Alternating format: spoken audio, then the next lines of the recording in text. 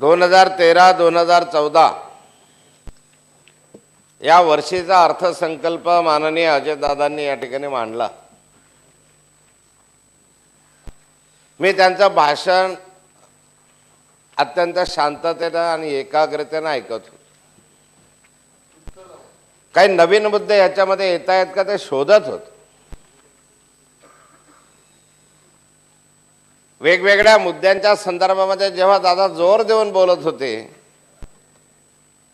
त्यावेळेस या आकड्यांमध्ये काही फेरबदल करून काही नवीन योजना, काही नवीन धोरण, काही नवीन दिशा या माध्यमातून येत आहे का याची मी वाट बघत होतो। पण अध्यक्ष महोदय, गेल्या 4 वर्षाचा माननीय अजयदादा पवार नव्हे तर अर्थमंत्र्यांचं भाषण, कारण या 4 वर्षामध्ये 4 अर्थमंत्री झाले या राज्यामध्ये। तुम्ही 2दा आलेत, अजय तटकरे साहेब झालेत, मग मधल्या कालखंडात जयंत पाटील साहेब झालेत। म्हणजे 4 वर्षात 4 अर्थमंत्री या राज्याने पाहिले आणि या 4ही अर्थमंत्र्यांचे भाषण जर अनुभवले पाहिले तर फक्त वेस्टर्न बदललाय, कव्हर बदललाय, मुद्दे तेच आहे, घोषणा त्याच आहे, साल बदललं, फक्त वर्ष बदललाय आणि वरचा फ्रंट पेज वरचा नाव बदललाय।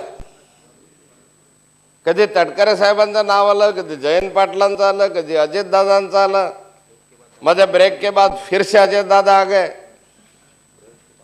4 वर्षात 4 अर्थमंत्री आम्ही पाहिले। निसर्गाच्या नियमानुसार बरोबर आहे, वर्षाला 4 अपत्य झाले। अध्यक्ष महोदय, कुठला संकल्प आहे याच्यामध्ये? अर्थही नाही आणि संकल्पही नाही आहे। पण अर्थसंकल्प मांडण्याची प्रक्रिया आणि औपचारिकता पार पाडली एवढाच या अर्थसंकल्पीय भाषणाच्या माध्यमात आज लक्षात येतं। कविता म्हटल्यामुळे माणूस काही कवी होत नाही, कवी कवी असतो, परंतु दादांची भावना चांगली होती। या नभाने या भुईला दान द्यावे, त्याच्यासाठी मन आभाळा एवढे मोठे असावे। काय काय तुमचं मन आम्ही आभाळा एवढं मोठं पाहिलं, पण ते फक्त पुण्यासाठीच पाहिलं। त्या भागासाठी आभाळा एवढा आहे, मराठवाडा विदर्भासाठी खानदेशसाठी खसखस एवढा आहे। खसखस आहे नाही त्यात, कोकणही आहेच आहे त्याच्यामध्ये, पण इच्छा आहे त्यांची। आणि मग अध्यक्ष महोदय, अर्थसंकल्पामध्ये दिशा नाही, धोरण नाही, नवीन काही सांगितलेलं नाही। त्याच घोषणा मी पहिल्या क्रमांकापासून स्वर्गीय यशवंतराव चव्हाणांनी या महाराष्ट्राला दिलेल्या दूरदृष्टीच्या आधारावर, स्वर्गीय वसंतराव नाईक साहेबांनी केलेल्या याच्यावर 100 कोटी त्याच्यासाठी, 100 कोटी याच्यासाठी, मोठमोठ्या या द्रष्ट्या नेत्यांचे नावं घेऊन अर्थसंकल्पाला सुरुवात झाली। पण त्यांनी ज्या कल्पना मनामध्ये आणल्या त्या रोजवण्यासाठी प्रत्येक संकल्प याच्यामध्ये दिसला। अध्यक्ष महोदय, मला माननीय विवेक पंडित साहेबांनी एक कविता लिहून दिली। मी कवी नाही आहे। महानोरांच्या या भुईने तुम्ही म्हटलंय, आणि आमदार विवेक पंडितांनी मला एक कविता लिहून दिली। दादा, या दादांनी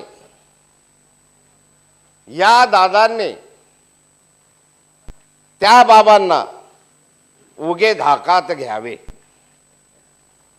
धाकात तुम्ही येतात की नाही माहिती, पण त्यांचं म्हणणं असं, कारण सारा पैसा असेल तर यांच्या खात्यात आहे, तुमच्या हातात आहे काय? तुम्हालाच मागावं लागतं। या दादांनी त्या बाबांना उगे धाकात घ्यावे आणि आघाडीच्या अर्थसंकल्पास अनर्थाचे घुमारे फुटावे। कोणते दुर्दैव आमुचे हे आले फळाला, कोणते दुर्दैव हे आमुचे आले फळाला, हातास दाखवून वाकुल्या घड्याळाचे काटे कसे वेग फिरावे, वेगाने फिरावे. या दादांनी त्या बाबांना उगे धाकास घ्यावे आणि बिथरून त्यांनी सारखे श्रेष्ठींकडे पळावे. उठले की दिल्ली. पाहता दारिद्र्य, दुष्काळ आणि महागाईचा चिखल चोहीकडे गांजलेल्या जनतेने आशेने तीर कमळाकडे बघावे.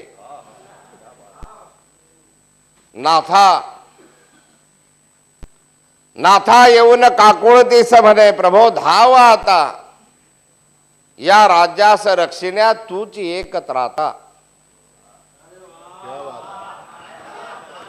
नाथा म्हणजे नाथा भाऊ. तूच एक त्राता म्हणजे भगवंताला म्हटलं. नाथा बोलले म्हण, नाथा म्हणे तुका म्हणे. माझ्यानंतर तुम्ही मान्य करायला लागले की नाही तुम्ही आता. आणि ती परिस्थिती आली आहे. नाथा म्हणे दोघांनाही, दादा आणि बाबांना, नाथा म्हणे दोघांनाही आता तरी शहाणे व्हावे. घटिका समीप आली, आता दोघांनी डावीकडे बसावे.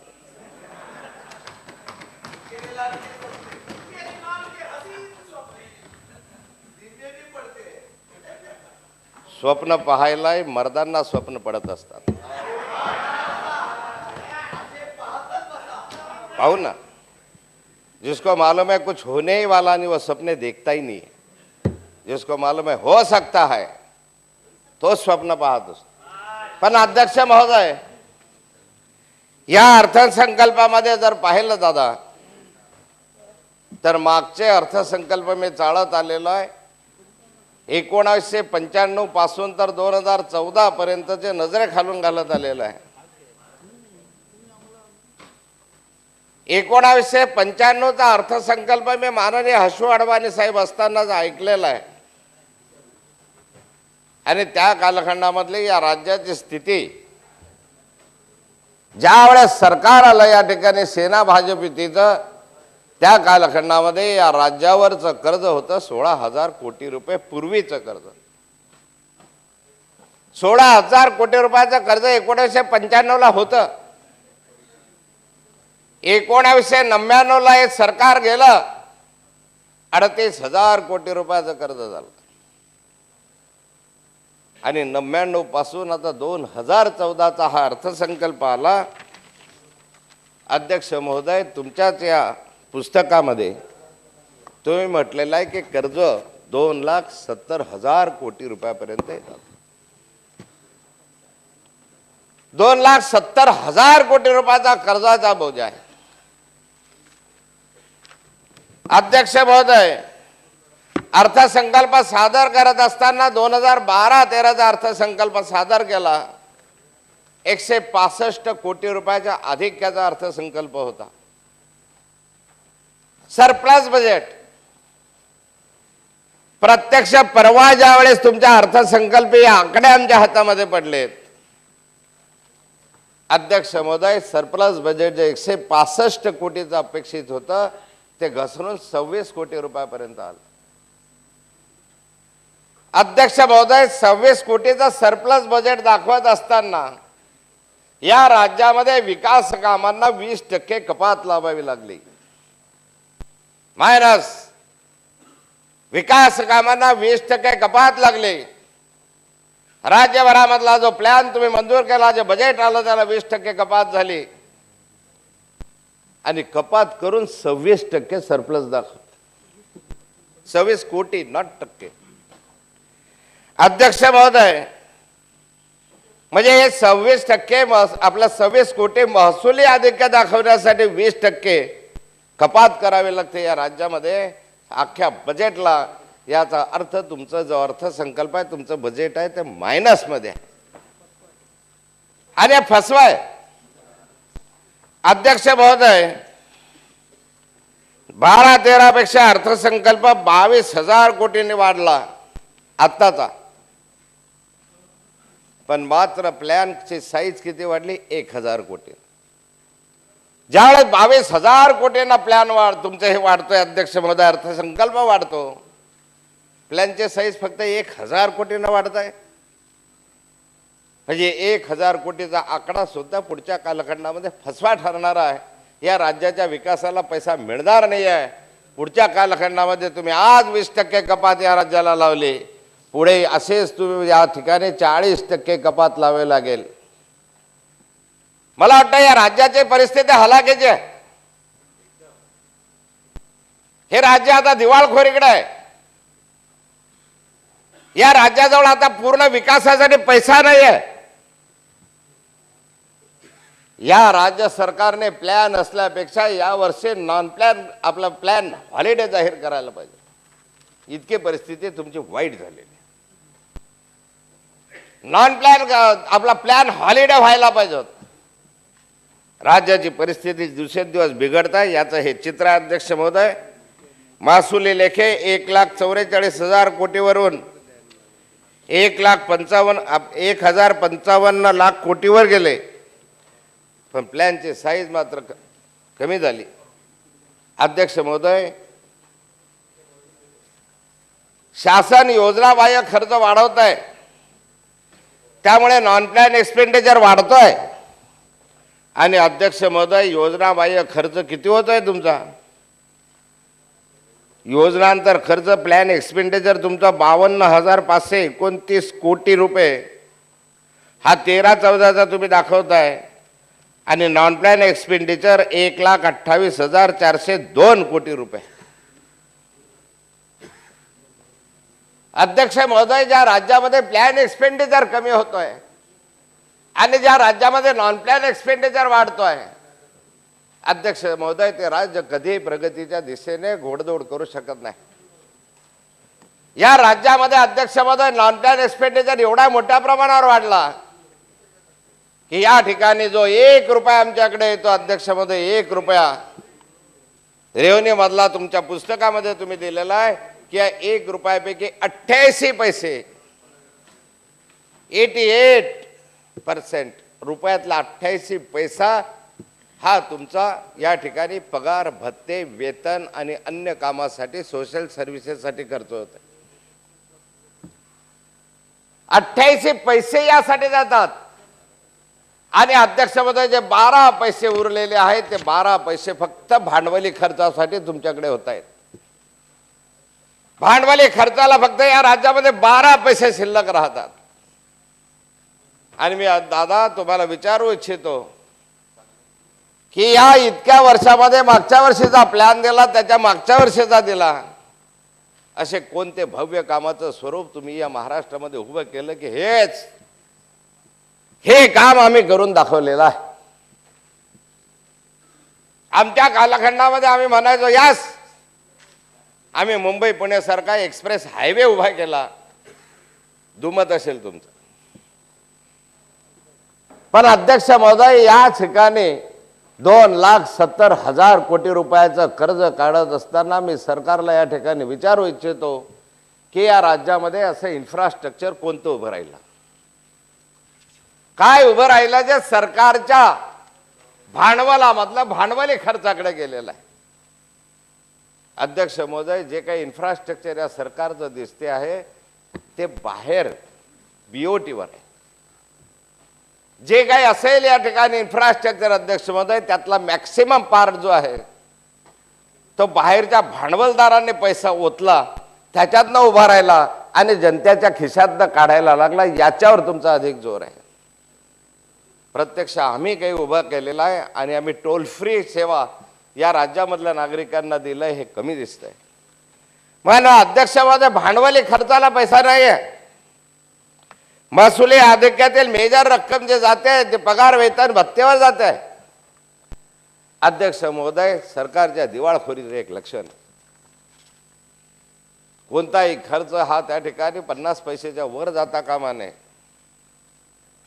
किमान 50 पैसे भांडवली खर्चासाठी आपल्याकडे उरले पाहिजेत. आणि फार काही एखादा 6वा वेतन आयोगाला अन्य काही खर्चाचा बोजा पडला तर 60% च्या वर नॉन प्लॅन एक्सपेंडिचरकडे जाता कामा नये. पण अध्यक्ष महोदय, वित्तीय शिस्त नाही आहे. अध्यक्ष महोदय, या राज्याच्या स्थूल उत्पन्नाचा वृद्धी दर जो आहे तो 8.5%, मागच्या वर्षी होता असं तुम्ही दाखवलंय. या वर्षीचा 7.1 आहे. कृषी क्षेत्राचा वृद्धी दर मागील वर्षी 1.4 मायनस 1.4 आणि या वर्षी -2.4. हे राज्य वसंतराव नाईकांचं नाव घेऊन तुम्ही सुरुवात केली. या अर्थसंकल्पाची सुरुवातीला तुम्ही नाईक साहेबांचं नाव घेऊन तर सुरुवात केलं. ज्या वसंतराव नाईक साहेबांनी या राज्याला हरित क्रांतीची घोषणा केली, अधिक धान्य पिकवा, जलसंधारणाकडे जोर द्या. ज्या ठिकाणी राज्य डेफिसिटमध्ये होतं धान्याच्या संदर्भामध्ये, या राज्यामध्ये नव्हे तर पूर्ण देशभरामध्ये बाहेरून धान्य आणावं लागत होतं. येलो मेलो सारखी काळी पिळी ज्वारी खावी लागली होती आम्हाला. त्या कालखंडामध्ये त्या द्रष्ट्या नेत्याने मला हरित क्रांतीची घोषणा केली आणि राज्य कृषी क्षेत्रात प्रगतीपथावर गेलं. अध्यक्ष महोदय, दुःख वाटतं या ठिकाणी. हे माझं राज्य जे प्रगत राज्य ते -2.4 मायनस. मी दादांना विचारू इच्छितो, वारंवार तुम्ही म्हणता इकडच्या तिकडच्या राज्याचे उदाहरण मला देऊ नका. मला उत्तरामध्ये सांगावं की या शेजारच्या राज्यामध्ये कृषी विकासाचा दर काय आहे. राज्य कृषी विकासाचा दर 14% पर्यंत गुजरातचा आहे, +14.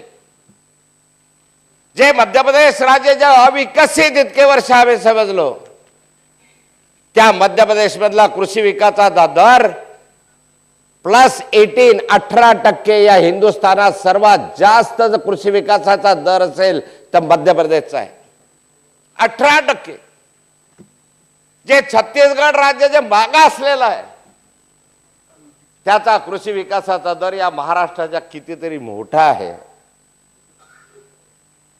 मी समजू शकतो अन्य क्षेत्रामध्ये मागे पुढे होऊ शकतो, पण शेतीच्या संदर्भामध्ये आम्ही मागे जातो आहोत.